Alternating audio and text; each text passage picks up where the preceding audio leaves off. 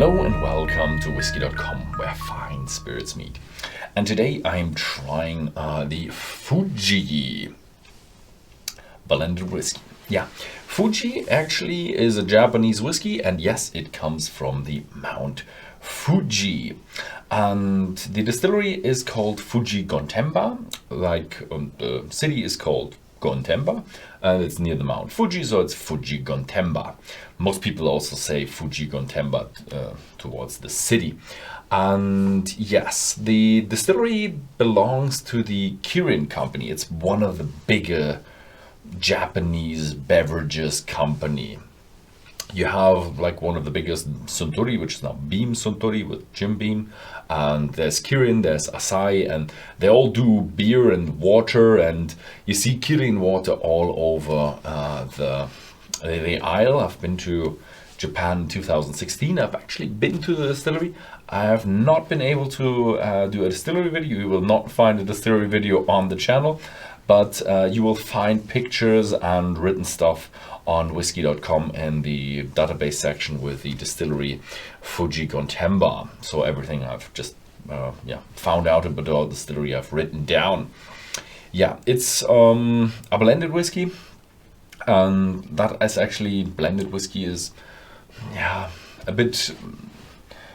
It doesn't have the best reputation in the international market, whereas in Japan it's really reputable. So it's really good because you have so much stuff that you can blend together and take the best ingredients and just make the best balanced whiskey. That's the philosophy from Japan, like getting into detail and using all the ingredients.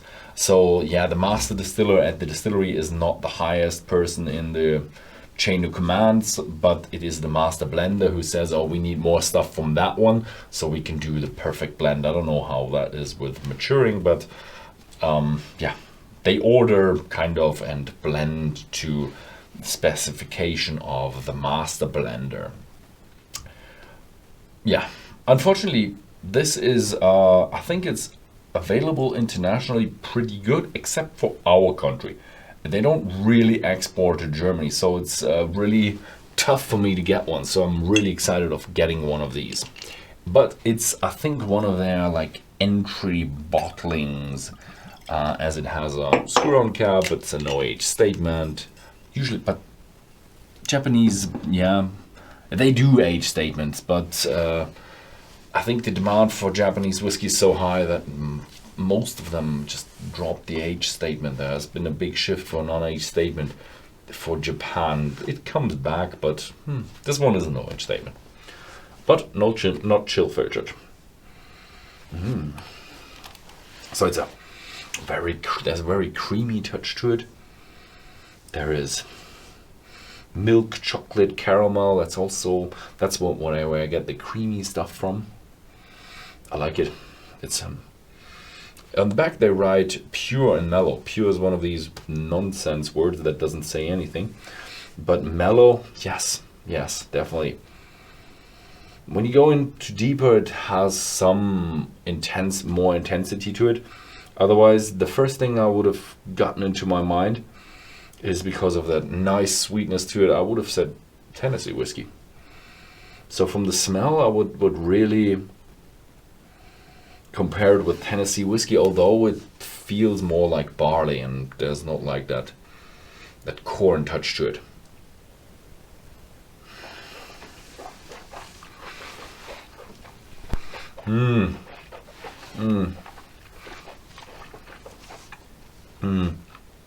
Yes, Japanese whiskey. It comes on very mellow. When you swallow it, you have some intensity, you have some oak in there, but also some milk chocolate creaminess. Yeah, it's very balanced.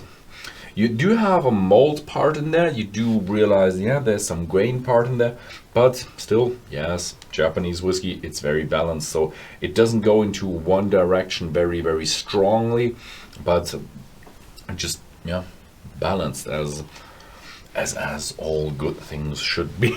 No, it doesn't.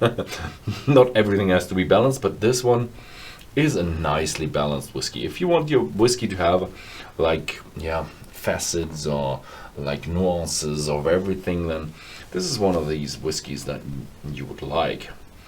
But still, it's I would classify it rather as a lighter, nicer entry style whiskey.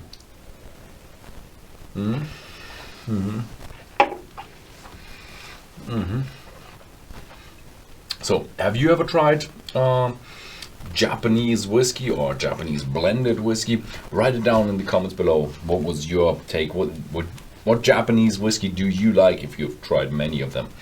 Which obviously most of you have done. Yeah, then thank you very much for watching, and see you next time.